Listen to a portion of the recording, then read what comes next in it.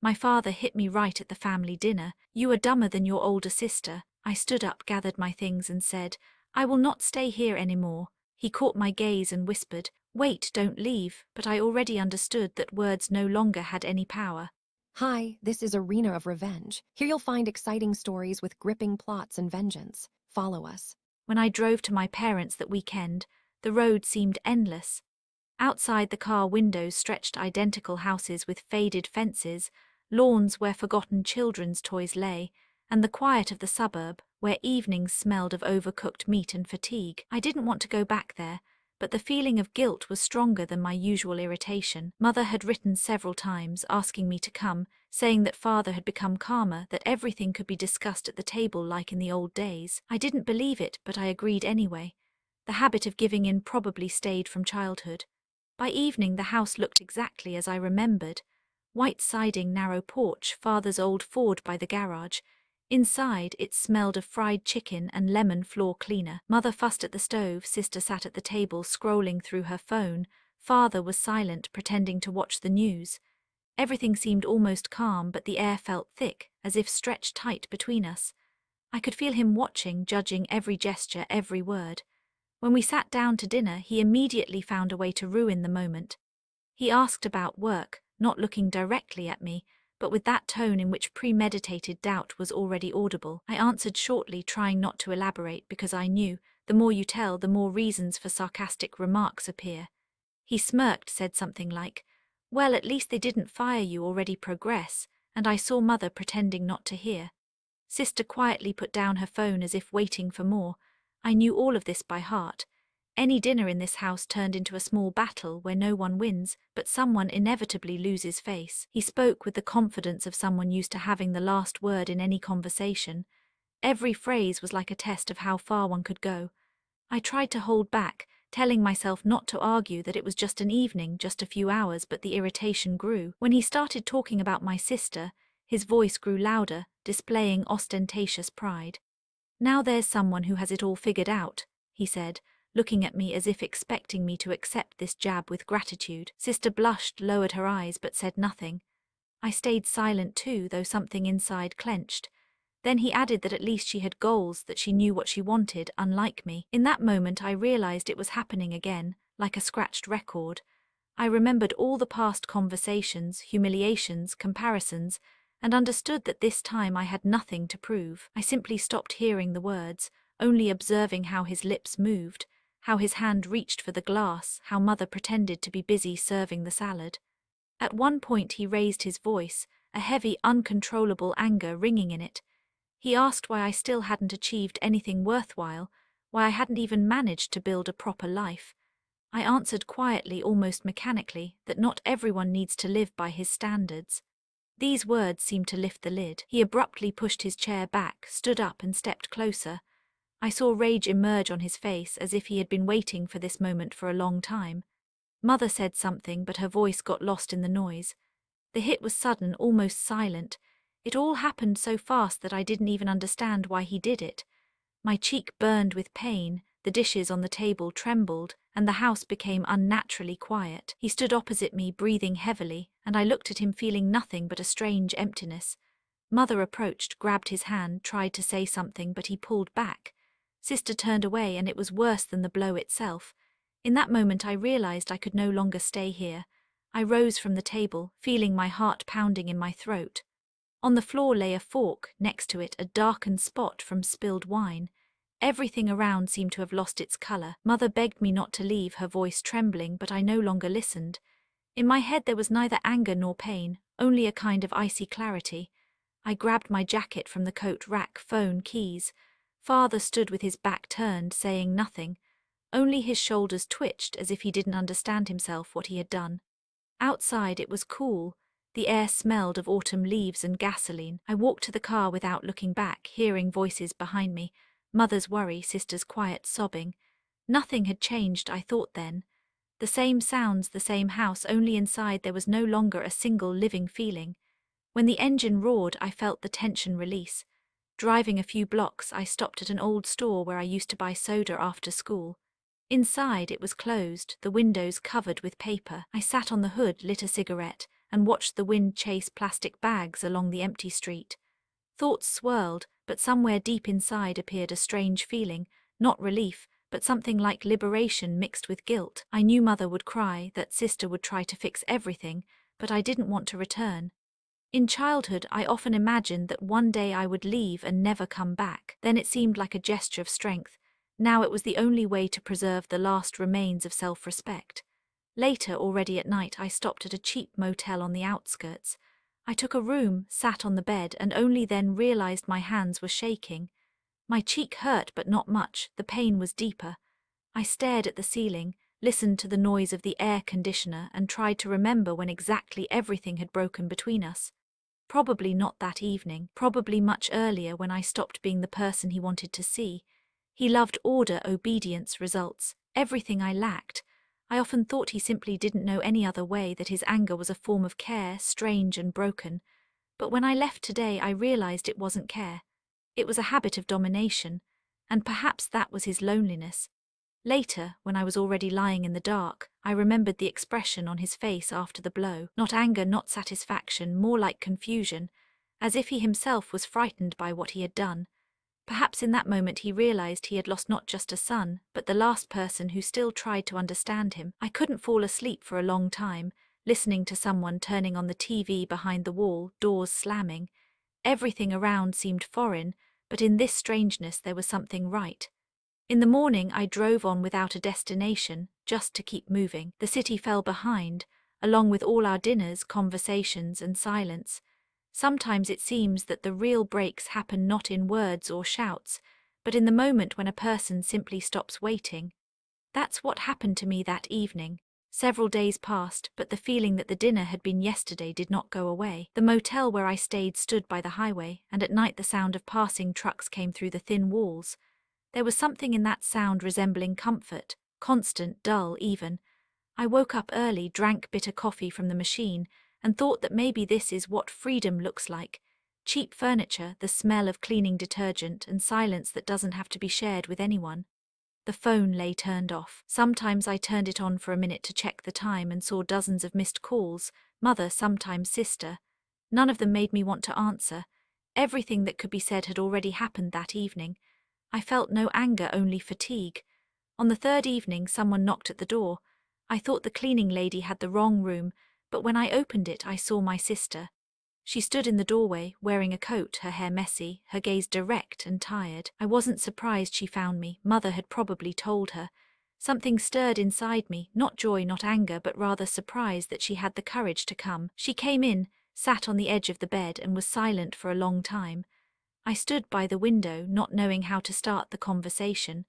The silence was dense, as if the room had filled with invisible smoke. She was the first to speak, saying that father regrets it, that he does not sleep at night, that he does not want to see anyone. Her voice was even, but tension could be felt in it. Then she added that mother was not feeling well, that it had become hard to be in the house. I listened, but inside nothing responded. Regret after the strike is a cheap feeling. She noticed my indifference, clenched her hands, and said that I was acting like a child, as if deliberately hurting everyone. I replied that I simply no longer had the strength to pretend that everything was okay. The words came out quietly, almost without intonation, but from her face it was clear that they struck a chord. She began to justify him. She said that father had always been harsh but not evil, that he grew up under different circumstances, that he was taught to keep the family under strictness. It sounded like a justification for a failed childhood, translated into the language of habit. I looked at her and realized that she still lived under his gaze, even when he was not around. In every word, there was a desire to preserve order so that nothing would be completely destroyed. But everything was already destroyed. When I asked why she had actually come, she fell silent. Then she quietly said that she could not watch mother cry every day, that the neighbors had stopped greeting father, that even an old friend had stopped coming over. I smirked, not because it was funny, but because I finally realized that what had happened had become the property of the street. Everything that father had built, his image, his control, his power, had now turned against him. My sister noticed my reaction, and irritation appeared in her gaze. She asked if I was really satisfied with what was happening. I did not answer. Somewhere deep inside a feeling stirred, resembling shame, but it quickly disappeared. All I felt was a cold, heavy balance. I was no longer part of their small world. She spoke for a long time, almost without pauses, as if afraid that I would interrupt her. She told how father sits in the garage all day, does not come out, how mother tries to pretend that everything is under control. With every word I felt a strange relief, not because they were suffering, but because I was no longer inside that vortex. At some point she got up, came closer, looked me straight in the eyes, and asked if I really intended to leave everything like this. I said that I did not know yet. It was the truth, not because I wanted to return, but because for the first time in a long time I had no ready answer. She looked at me with disappointment, as if trying to see at least some emotion on my face. Then she said that I am becoming like him, cold, distant, confident that the world must come with apologies on its own. These words hung in the air. I felt something inside quiver as if she had touched the deepest crack. But I could not respond. She packed her bag, put on her coat, and stood by the door for several seconds. She said that father would soon lose everything if I did not return, that neighbors were already whispering, that even the sun has left. I understood that what mattered to her was not the fact itself, but how it looked from the outside. When the door closed, the room became even quieter. Rain was drizzling outside, neon signs reflected in the puddles. I sat, listening to the drops hitting the windowsill, and thought that maybe she was right. Something of him really remained in me. This unpleasant realization, when you understand that you hate in a person what you carry inside yourself. But I did not intend to return, not because I wanted to punish, but because returning would mean becoming again who I had been, convenient, obedient, waiting for approval. At night I dreamed of father. He stood in our yard, under the same tree I had planted as a child. In his hands was a hose, water flowed onto the grass, and he was saying something, but there was no sound. I woke with a feeling of heaviness, as if the dream continued in reality. My sister's words were spinning in my head, and I realized that it was her irritation that affected me the most. Not pity, not reproach, but this quiet acknowledgement that in the end we all are more like him than we want to admit. In the evening I turned on the phone again. A few new messages from mother, one short from sister. He stopped coming out of the house. I did not reply. I just sat and looked at the screen until the letters began to blur. Sometimes it seems that real revenge is not carried out by actions, but by inaction. And maybe that scared me the most, that I was capable of such silence. Several weeks had passed, and the motel that at first had seemed like a temporary refuge had become a familiar place where no one could cause pain. The morning began the same. Cold coffee from the machine, the sound of rain on the roof, and the emptiness that no one could fill. The phone remained turned off, although mother called every day, leaving short voice messages full of anxiety and silent reproach. I did not answer. Conversations would not lead to anything, it was obvious. Everything that needed to be said had already been said that evening at dinner. In the evening I received a letter. The envelope was neatly folded, addressed to my letters which I had never changed, and was impeccably clean without a single crease. I unfolded it slowly, as if a careful movement could lessen the weight of the words inside. The letter began with an even, almost cold handwriting. I thought I was doing the right thing.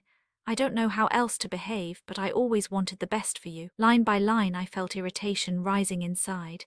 His words tried to explain his anger, to justify that blow which had destroyed everything I considered normal and safe. He wrote about discipline, about order, about a strong personality, about how he wanted to make me better than I was. With each word the feeling of betrayal became sharper. I remembered all the dinners, all his comparisons with my sister, all the years when words cut deeper than any blows. I did not feel pity. I did not feel forgiveness. All that appeared was a cold clarity.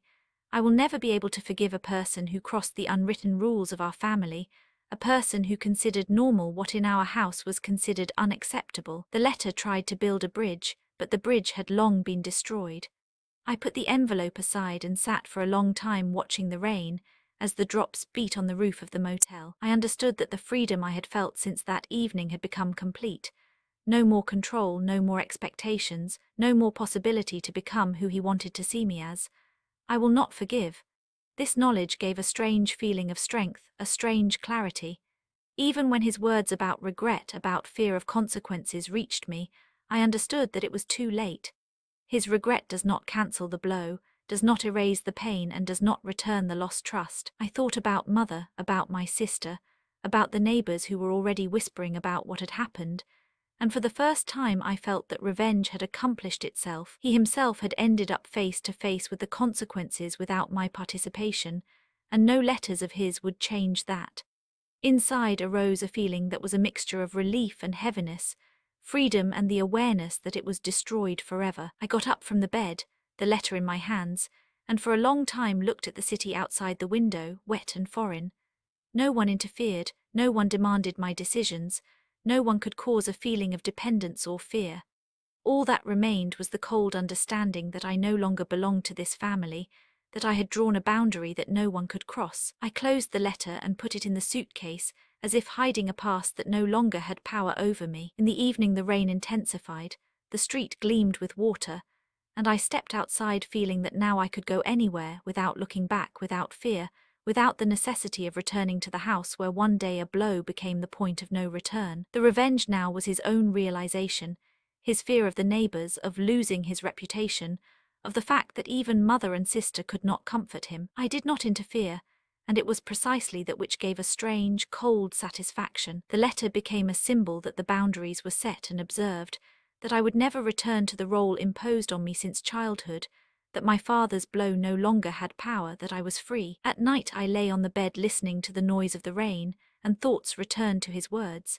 He tried to justify himself, to explain why he acted the way he acted, and why he considered the blow necessary. Inside there was neither anger nor regret on my part. There was only the understanding that all attempts at explanation were late, empty and meaningless. I remembered every humiliation, every comparison with my sister, every word that cut as sharply as the blow. And I understood that I cannot forgive. Not now, not in a week, not in years. It does not depend on his letter, on his fears or words of repentance. Forgiveness is impossible because a fundamental boundary established since childhood has been violated. The letter only confirmed that he did not understand how deeply he had destroyed everything. I looked again at the street, wet, reflecting the lights of the city. In that reflection I saw myself, separate, cold, free from the rules once dictated by my father. The letter, his attempts at explanations, regret, all of that had become part of a past life that I had finally left behind.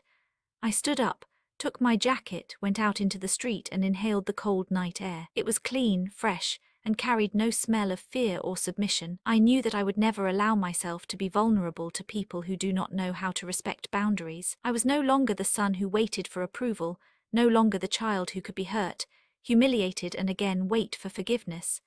I was an adult, and the boundary was drawn forever. The letter became the symbol of this rupture, the final act which confirmed. Father realized the consequences of his actions too late, and I can go on without looking back. I sat on the curb by the motel, smoked, watched how the rain ran from the roofs onto the empty street, and for the first time felt a strange satisfaction from my own resilience. I do not interfere, do not observe, do not wait. Everything happens by itself, and I am free, cold, and finally cut off from the past. There will be no forgiveness. And this knowledge, the point of no return, became the strongest feeling of control I had ever experienced. I looked at the letter, hid it in the suitcase, closed it and stepped into the night where there was no longer a place for pain, fear and dependencies. From this moment my life belonged only to me, and no blows of the past had power over my future. Inside there remained only cold clarity, the sense of my own boundary, my own freedom, and the impossibility of returning to that house, where once a blow became the point of no return. After a short time, as I closed the letter in the suitcase and went out into the rain, the city seemed cold and alien, but in this there was freedom, freedom from his control, from his words, from the blows that left a mark on my whole life. I knew that direct contact with my father was no longer needed. His understanding of the consequences and fear of losing respect among neighbors and family would themselves become my instrument. That evening I gathered the resolve to act through those who remained connected to him, through my mother and sister. At first these were subtle hints, cautious questions, slight nudging towards actions they were already going to take themselves. Mother began to speak more with neighbors about how father was losing control, and sister, cautiously noticing father's mistakes and shortcomings in conversations with relatives. I did not interfere directly, did not direct them, But each of their words, each action brought consequences which I observed with cold clarity. Each time I learned that a neighbor or acquaintance began to look at my father differently, my inner satisfaction grew. He was no longer that authority he tried to seem. His words lost weight, his actions were discussed, his decisions evoked doubt and ridicule. I saw it from afar but felt it as a personal triumph. Revenge did not require my participation. It developed on its own, thanks to simple observation and the slightest influence through those whom he himself loved and considered part of his family. Mother told me about the looks of the neighbors, about how on the streets his sharp words, his fits of anger were quietly discussed, how people began to avoid him. Sister cautiously but confidently made it clear that she was not ready to close her eyes to his injustice, and gradually around father there arose an atmosphere of doubt and cold distancing. I sat in the motel watching all this, and for the first time felt complete, calm satisfaction. The blow he struck me reflected on his own life without my interference, without open conflict. I understood that this revenge was quiet but powerful. It destroys the authority he had tried so hard to hold, and does so naturally, through his relationships with the people he valued. Inside me, there was only cold clarity and calm. I would never allow myself again to be vulnerable before a person who does not respect boundaries, and now none of his attempts to correct or justify himself have power. Each time mother or sister shared the consequences with me, I noted details in my memory, analyzed how small actions amplified the effect, how respect for father fell step by step, and understood that control was now completely in my hands, though I remained on the sidelines. I saw how he tried to save face, how his confidence weakened, how his habitual pride collided with quiet but palpable rejection, and this was the moment of complete victory, quiet and cold, without shouting, without physical confrontation, only through the consequences he himself had created. Every day I received new confirmations. Neighbors cautiously stopped turning to him for advice. On playgrounds his words were discussed in whispers. Even old friends became noticeably cold. Mother, carefully and delicately, did what he could never notice directly. Her words, her attention to other people showed that father's authority was collapsing. Sister acted cautiously, but her remarks and comments also created consequences which father could not influence. I watched all this from afar, and the feeling of control that arose was surprisingly sharp. Revenge did not require my interference, but each action, each word, each look reflected on his life. He tried to keep face, to speak evenly, to behave confidently, but in the eyes of those who knew him appeared doubt. His habitual strength, which had once seemed unshakable, crumbled like sand in his hands. And in this was the whole essence of revenge. He felt the consequences of his actions, not understanding where they came from, not seeing me directly, but realizing the loss of control and respect. I sat in the motel room watching how these processes developed, and for the first time in a long time experienced a feeling of cold victory. I did not participate openly, did not demand justice, did not enter into conflicts. Everything happened naturally, through small steps, through those whom he loved and whose opinions mattered to him. Every story from mother, every cautious remark from sister turned into a chain of events that destroyed his authority. I understood that revenge had been accomplished, not through force, not through aggression, but through the consequences he himself had created, and which manifested thanks to my cold, distant strategy. Inside remained only clarity and satisfaction. The blow he had struck me reflected on his own life, on the respect he had tried so hard to hold, and now he was completely deprived of it. I knew that I would never forgive him anything again, that the boundaries were set and observed, and that I was free, cold, and watching as he gradually lost control. Revenge had been accomplished without my direct participation, but the effect was absolute, quiet, unyielding, and final. I held my hand on the letter my father had once sent, and understood that now it was the symbol of the completed break and my victory, the symbol that freedom and control were completely in my hands, and his attempts to return his former authority were useless. The rain drizzled again outside the window, the street glistened, empty and cold, and I knew that now neither the past, nor he, nor anyone else had power over me. Revenge had been accomplished, boundaries protected, respect for him destroyed, and this feeling of calm, cold victory filled me with a strange sense of satisfaction that could not be compared to anything else. Every day brought new signs that my father's authority was crumbling.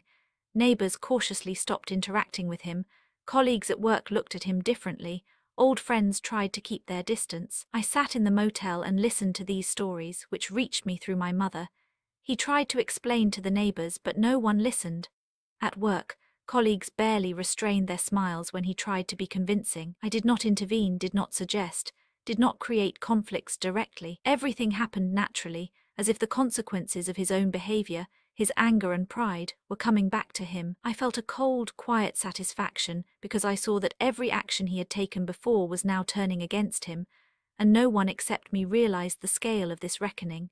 Sometimes I had to remind myself that I did not feel anger, even though every step my father took gave reason for it. I watched as his attempts to save face turned into futile efforts as he tried to regain respect, but those around him saw not power, but weakness. My mother told me how a neighbor from the next block delicately hinted at his outbursts of anger, how others began to discuss that he was no longer who he appeared to be. My sister did it cautiously, but confidently, inserting her words into conversations with relatives, creating a light but tangible pressure. Every time I learned of the consequences, I recorded them in my memory, noting the details. Which words worked stronger, which neighbors' perspectives had changed, how the facade he had so carefully built was gradually crumbling. I understood that the revenge was achieving its goal on its own, without my direct involvement, and this sense of control was almost sharp, like an icy sting. His usual pride, which had once seemed unshakable, now collided with a quiet but destructive rejection. Inside me arose a strange feeling, a cold victory, but without rage, without the need for open confrontation. I knew that my father understood he was losing respect, but he did not see me directly and did not realize that this was part of my plan. Every glance of the neighbors, every word of a colleague, every cautious phrase from my mother and sister became a chain that dismantled his authority step by step, and I watched from the sidelines, fully controlling the process without touching it directly. Days passed, and the effect intensified. Neighbors quietly discussed his outbursts of anger. Colleagues at work began to approach his decisions more cautiously. Old friends started looking at him with doubt. I observed this coldly without intervening, noting how every attempt to regain former control turned against him. My mother and sister acted carefully, but their actions had an effect. Subtle hints, confident comments in conversation, light remarks, all of this added up to a social and psychological reckoning. My father tried to save face, spoke evenly, tried to convince himself and those around him that nothing had changed, but his words lost power. I saw how his habitual authority gradually crumbled, and I felt a cold satisfaction because the revenge was achieving its goal. I no longer thought about past fear, about the pain he caused me. Instead, a feeling of control and clarity arose. The blow and humiliation he had inflicted on me were now reflected in his own life, and it happened without my involvement. Every story from my mother about the neighbors' reactions, every cautious note from my sister amplified the effect, and I recorded it in my memory, analyzing the chain of events like a cold observer, controlling the consequences without direct interference. Inside me was clarity. Boundaries were set, I was free, and my father was losing the respect he had tried so hard to maintain. His usual confidence crumbled before my eyes, and this was my quiet but definitive victory at this stage. I understood that the final point would come later, but even now I watched how his life was changing, how the consequences of his actions were becoming tangible, how the social and psychological reckoning unfolded right before my eyes, and this feeling of control and cold satisfaction filled me, giving the awareness that the revenge was working, and its effect was inevitable. The rain drizzled outside the window, the street shimmered and was empty, and I sat in the motel, watching how the chain of events I had carefully created through my mother and sister dismantled my father's authority step by step. I was no longer a child, no longer vulnerable to him.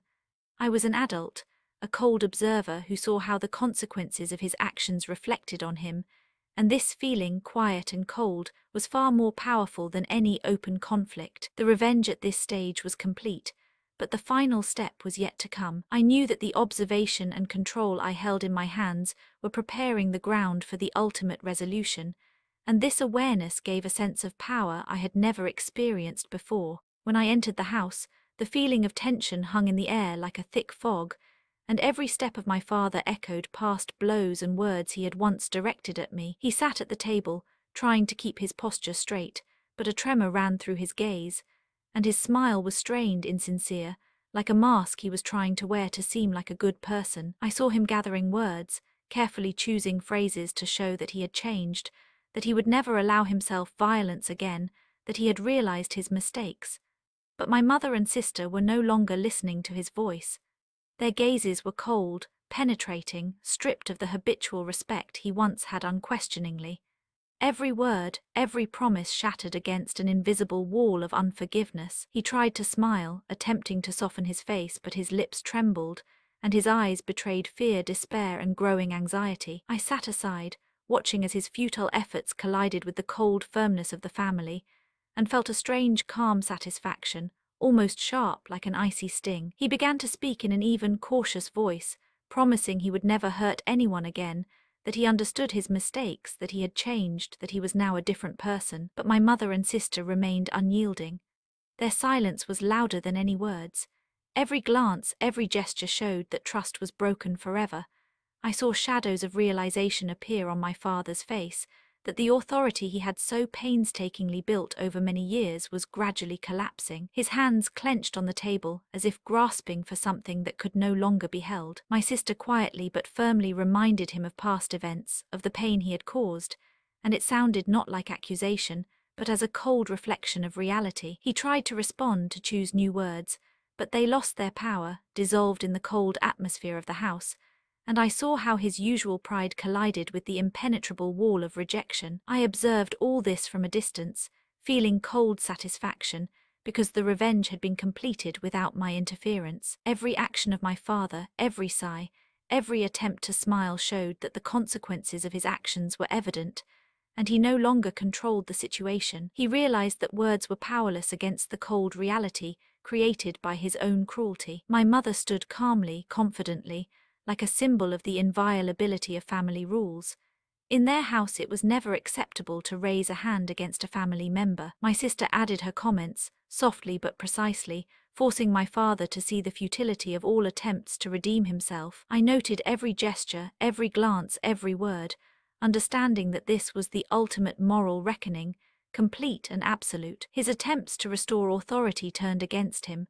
Every sigh, every glance from neighbors who happened to witness his behavior amplified the effect. I heard in my mother's stories how even distant acquaintances began to notice changes, how discussions behind the walls of the house carried a tone of judgment and doubt. My sister left subtle hints, which seemed incidental, but in fact pushed my father to realize he had completely lost control of the situation. I felt a strange, cold sense of completion.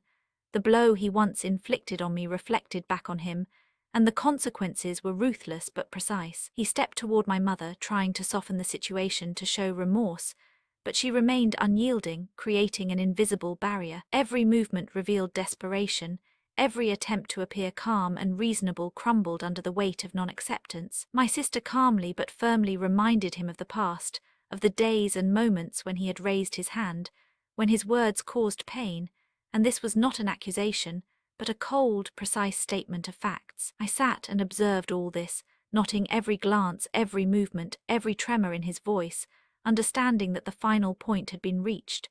My father was stripped of respect, his authority destroyed, and attempts to present himself as a good person were meaningless. I saw an internal crisis flare within him.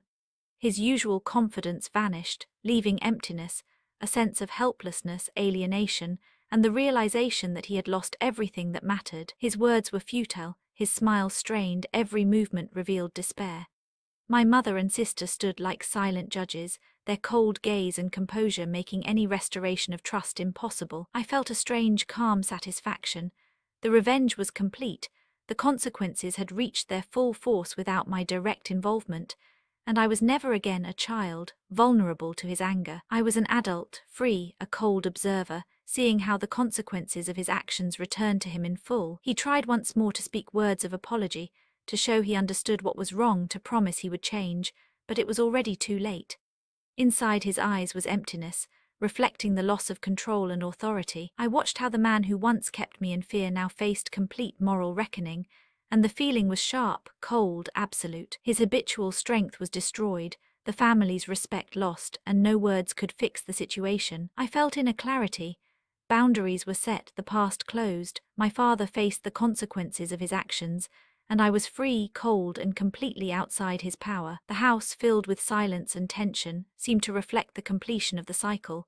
Revenge had reached its climax, moral reckoning accomplished, the family aligned against him, and he was left alone with the awareness of his own helplessness. I observed this as a cold-blooded witness, understanding that the blow he once inflicted on me had returned to him fully and mercilessly, and in this was my victory. Quiet, cold, absolute. The rain outside washed away the remnants of the past.